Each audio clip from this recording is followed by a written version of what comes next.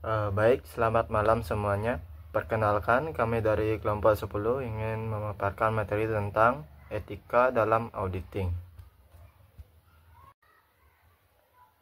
Namun sebelum itu, izinkan kami untuk memperkenalkan kelompok kami terlebih dahulu, yang dimana yang pertama ada Januarius Marto, absen 16, dan saya sendiri, Kades Sindu Permana Putra, absen 20. Yang pertama yaitu etika dalam auditing. Yang pertama, auditing. Auditing adalah proses pengumpulan dan pengevaluasian bahan bukti tentang informasi yang dapat diukur mengenai suatu entitas ekonomi untuk menentukan dan melaporkan kesesuaian informasi yang dimaksud dengan kriteria yang dimaksud yang dilakukan oleh seseorang yang kompeten dan independen. Yang kedua ada auditing, yang dimana auditing adalah suatu sikap dan perilaku mentaati ketentuan norma kehidupan yang berlaku dalam suatu proses sistematis yang diperoleh dan menilai bukti-bukti secara objektif. Yang ketiga ada etika dalam auditing. Etika dalam auditing adalah suatu prinsip untuk melakukan proses pengumpulan dan pengevaluasian barang bukti tentang informasi yang dapat diukur mengenai suatu entitas ekonomi untuk menentukan dan melaporkan kesesuaian informasi yang dimaksud dengan kriteria yang dimaksud yang dilakukan oleh seseorang yang kompeten dan independen. Yang keempat, kepercayaan publik. Kepercayaan publik, profesi akuntan memegang peranan yang penting di masyarakat, di mana publik dari profesi akuntan yang terdiri dari klien, pemberi kredit, pemerintah, pemberi kerja, pegawai, investor, dan dunia bisnis keuangan dan pihak lainnya bergantung pada objektivitas dan integritas akuntan dalam memelihara berjalan fungsi bisnis secara tertib. Yang kelima, ada studi kasus, yang dimana pada kasus ini Kepala Bank Rakyat Indonesia atau BRI unit Tampung Raya Masril 40 ditahan polisi. Ia terbukti melakukan transfer uang senilai 1,6 miliar dan merekayasa dokumen laporan keuangan.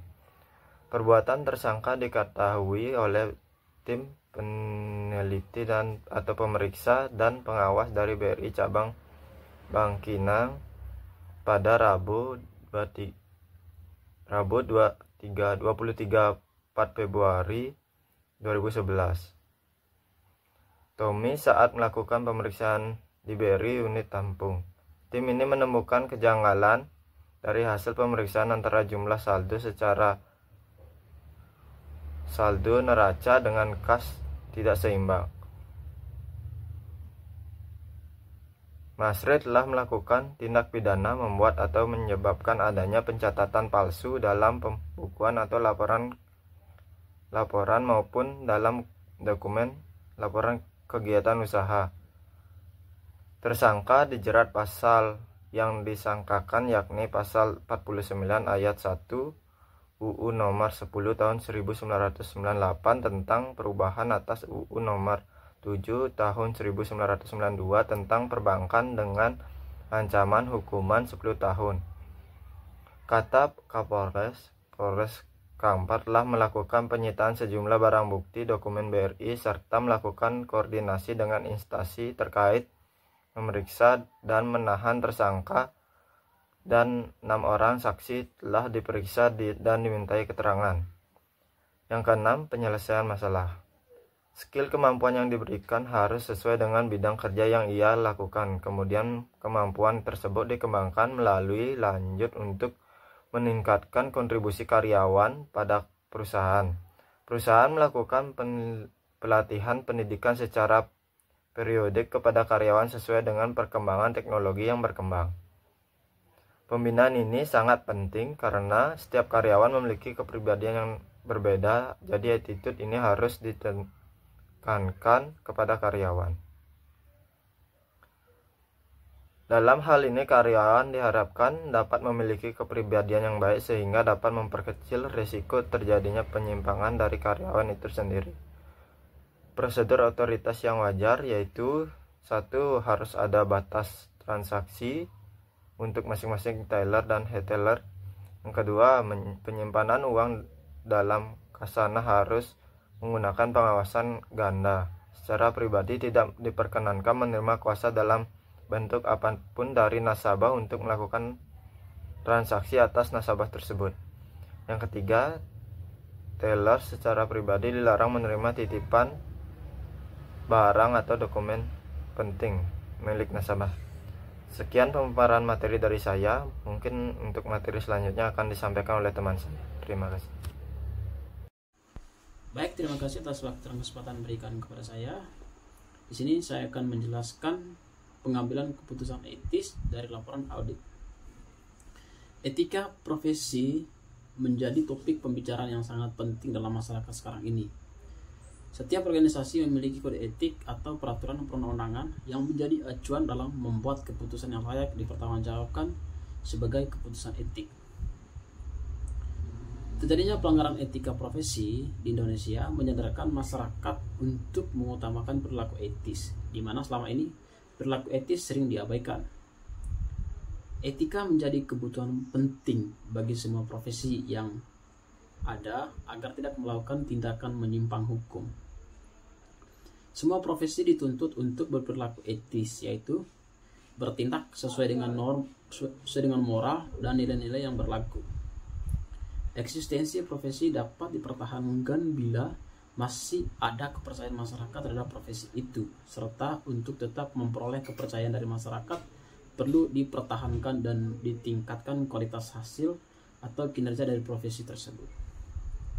Menurut Boynton Johnson dan Kell 2001, etika profesi harus melampaui prinsip-prinsip moral. Etika profesional mencakup standar perilaku bagi seorang profesional yang dirancang untuk tujuan praktis dan idealis. Yang kedua, ada menurut Haryono Yusuf 2001, etika profesional lebih dari prinsip-prinsip moral. Etika tersebut mencakup prinsip perilaku untuk orang-orang profesional yang dirancang baik untuk tujuan praktis maupun untuk tujuan idealistis.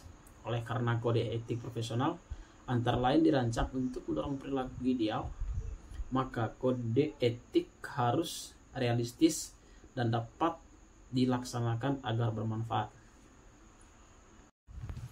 Profesi akuntan publik merupakan sebuah profesi yang hidup di dalam habitat bisnis, di mana eksistensinya dari waktu ke waktu terus diakui oleh masyarakat bisnis. Mengingat peran akuntan publik sangat dibutuhkan oleh kalangan dunia usaha, sehingga mendorong para akuntan publik ini untuk benar-benar memahami pelaksanaan etika yang berlaku dalam menjalankan profesinya. Perlunya pemahaman etika bagi profesi akuntan sangatlah penting, sebab praktisi akuntan, khususnya akuntan publik yang tidak memiliki atau memahami etika profesi dengan baik. Adanya sikap pandang dan kepekaan terhadap etika yang dimiliki seorang auditor dalam menjalankan profesinya sebagai auditor dapat berpengaruh terhadap cara berinteraksi seorang auditor, sehingga menghasilkan sikap etika yang baru yang nantinya akan menentukan tindakan atau keputusan sebagai auditor dalam menjalankan prinsip-prinsip etika profesi.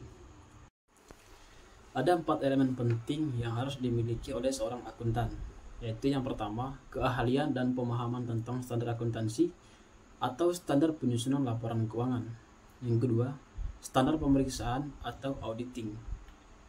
Yang ketiga, etika profesi. Dan yang keempat, pemahaman terhadap lingkungan bisnis yang diaudit. Dari 4 elemen tersebut sangatlah jelas bahwa seorang akuntan publik wajib memegang teguh aturan etika profesi yang berlaku.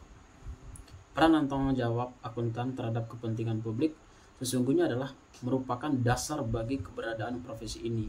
Peran yang dijalankan oleh para akuntan publik tersebut semata-mata merupakan sosial kontrak yang harus diamalkan secara konsekuen oleh akuntan publik. Jika dilanggar, maka publik tentu saja berangsur-angsur akan melupakan, meninggalkan, dan pada akhirnya mengabaikan eksistensi profesi ini. Seorang akuntan dalam hal ini pengambilan keputusan, maka seorang auditor dapat memberikan opini dalam mengaudit suatu perusahaan. Pengambilan keputusan adalah proses memilih satu alternatif cara bertindak dengan metode yang efisien sesuai dengan situasi. Berdasarkan definisi ini jelas terlihat bahwa sebelum keputusan itu ditetapkan, diperlukan pertimbangan yang menyeluruh tentang kemungkinan konsekuensi yang bisa timbul, sebab mungkin saja keputusan yang diambil hanya memuaskan satu kelompok saja atau sebagian orang saja. Tetapi jika memperhatikan konsekuensi dari suatu keputusan, hampir dapat dikatakan bahwa tidak ada satupun keputusan yang akan dapat menyenangkan setiap orang.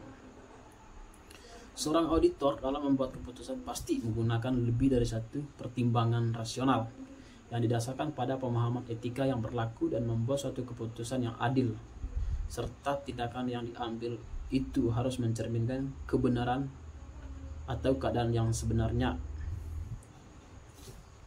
Setiap pertimbangan rasional ini mewakili kebutuhan akan suatu pertimbangan yang diharapkan dapat mengungkapkan kebenaran dari keputusan etis yang telah dibuat. Oleh karena itu, untuk mengukur tingkat pemahaman auditor atas pelaksanaan etika yang berlaku, dapat setiap keputusan yang dilakukan memerlukan suatu pengukuran. Selain itu, auditor harus dapat mengkomunikasikan hasil pekerjaan auditnya kepada pihak-pihak yang berkepentingan. Komunikasi tersebut merupakan puncak dari proses atestasi, dan mekanismenya adalah melalui laporan audit. Laporan audit tersebut digabungkan dengan laporan keuangan dalam laporan tahunan kepada pemegang saham atau menjelaskan ruang lingkup audit dan temuan-temuan audit. Temuan tersebut diekspresikan dalam bentuk pendapat atau opini mengenai kewajaran laporan keuangan yang telah disusun oleh manajemen.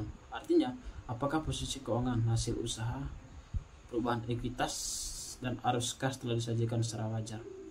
Opini-opini auditor terdiri dari 5 jenis berdasarkan standar profesional akuntan publik PSA nomor 29 SA seksi 2508 tahun 2001 dan terdiri: yang pertama itu pendapat wajar tanpa pengecualian, yang kedua pendapat wajar tanpa pengecualian dengan bahasa penjelasan yang ditambahkan dengan laporan audit bentuk baku, yang ketiga pendapat wajar dengan pengecualian, yang keempat pendapat tidak wajar dan pernyataan tidak memberi pendapat, yang kelima disclaimer of opinion. Seorang auditor dalam pengambilan keputusan untuk memberikan opininya pasti menggunakan lebih dari satu pertimbangan rasional yang didasarkan atas pelaksanaan etika berlaku yang dipahaminya dan membuat keputusan yang adil, dan tindakan yang diambilnya itu dapat mencerminkan kebenaran atau keadaan yang sebenarnya. Tugas auditor adalah untuk menentukan apakah representasi tersebut betul-betul wajar. Maksudnya, untuk meyakinkan tingkat keterkaitan antara asersi tersebut dengan kriteria yang ditetapkan, maka seorang auditor harus membuat keputusan pasti dan menggunakan lebih dari satu pertimbangan rasional yang didasarkan atas pelaksanaan etika yang berlaku, dipahami, dan membuat suatu keputusan yang adil. Keputusan auditor dilakukan melalui bentuk pendapat opini mengenai kewajaran laporan keuangan. Oleh karena itu, akuntan publik memanfaatkan laporan audit atau produk auditing ini untuk mengkomunikasikan opininya terhadap kewajaran laporan keuangan yang diperiksanya, untuk membuktikan bahwa auditor sudah menjalankan pemeriksaannya sesuai dengan standar auditing yang berlaku, di mana auditor harus mengkomunikasikan semua prosedur audit yang telah dilakukan, temuan dan hasil pemeriksaannya dalam kertas kerja pemeriksaan. Dengan demikian, laporan penting sekali dalam suatu audit karena laporan menginformasikan pemakaian informasi mengenai apa yang dilakukan dan kesimpulan yang diperolehnya. Menurut Agus Sukrisno 2004, pada akhir pemeriksaan General Audit, KAP akan memberikan suatu laporan akuntan yang terdiri dari lembaran opini dan laporan keuangan. Lembaran opini merupakan tanggung jawab akuntan publik, di mana akuntan publik memberikan pendapat terhadap kewajaran laporan keuangan. Materi yang berikut membahas artikel penelitian terkait dengan pengambilan keputusan etis dalam auditing. Judul artikel, faktor-faktor yang mempengaruhi orientasi audit internal dalam pengambilan keputusan etis, komitmen profesional, orientasi etika, dan nilai etika organisasi. Penulisnya Rosliana Simantupang, Deliana, dan Chris Kuntadi.